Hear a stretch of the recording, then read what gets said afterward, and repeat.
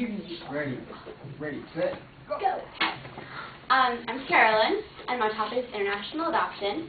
According to the 2000 U.S. Census, there are over 2.1 million adopted children in the U.S.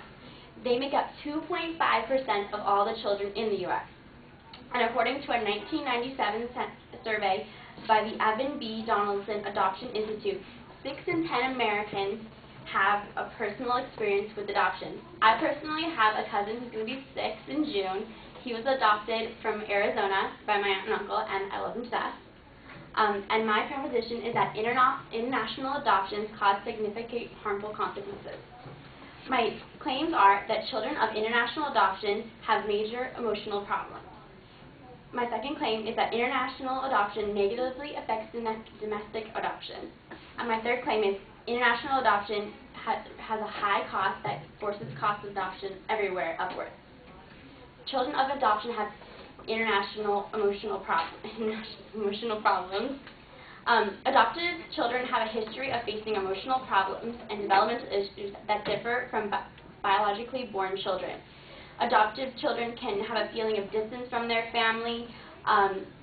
Some may question their identities and values, suffer from low self-esteem, and experience loss and grief. According to Dr. Robert Needleman, MD, early relationships and care are critical. Many children of international adoptions have led hard lives.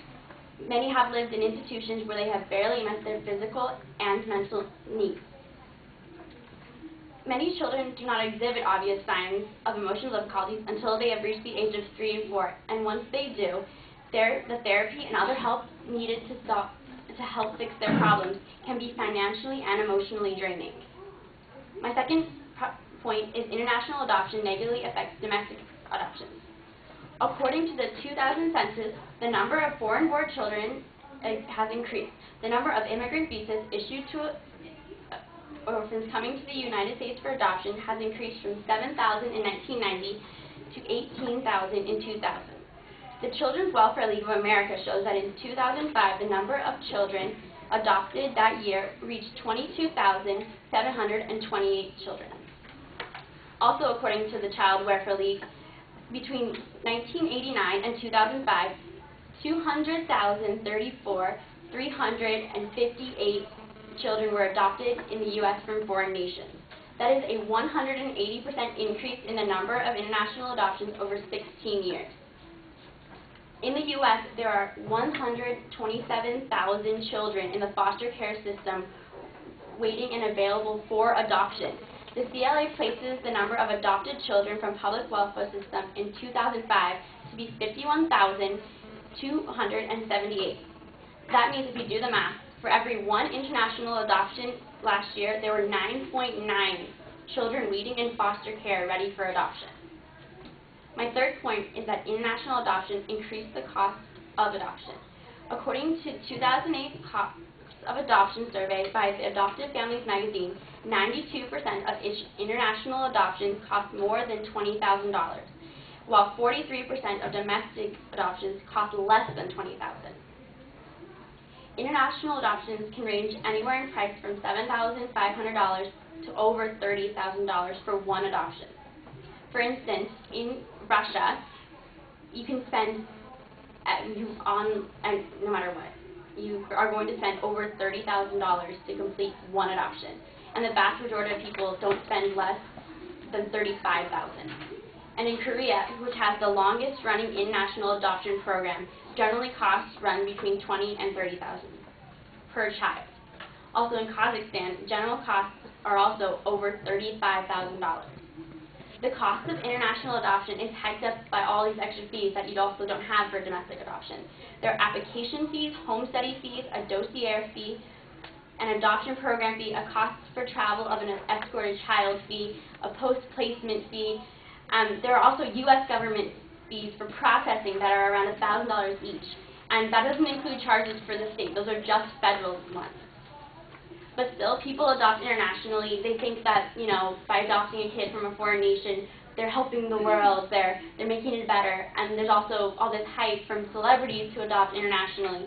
But that doesn't mean that it's right. And people should need to adopt domestically, because like I said, for every one international adoption, there's 9.9 children waiting in the foster care system to be adopted. So like I said, international adoption causes significant consequences.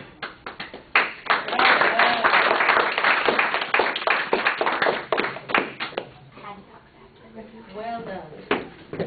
My card's back. There you go. Good.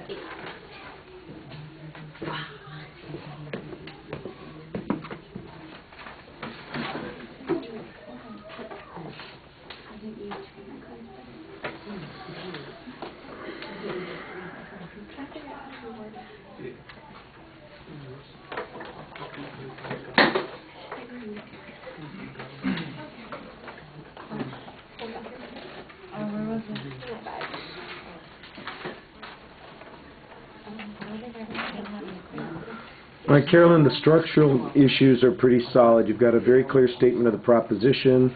The preview is good. Your signposting as you go through the speech is excellent, so there's no problem there. The information you have on your first supporting point, I think you've got a good quote there, but it's not quantified. It just, basically many of these people. I don't know how many, I don't know what proportion of the kids have these problems, and so I think it's a little vague there, and I think you need some additional information there. The point that you had the greatest amount of information on are the cost issues, and I thought that you did a good job showing what those costs would be. I didn't always get source citations, but it seemed like they were pretty authoritative when you were presenting the factual data there. The one question that jumps into my head is, if international adoptions are so much more costlier than domestic adoptions, why is it that they would be pursued? And I think you need a little bit more analysis of what it is that motivates people to do international adoptions.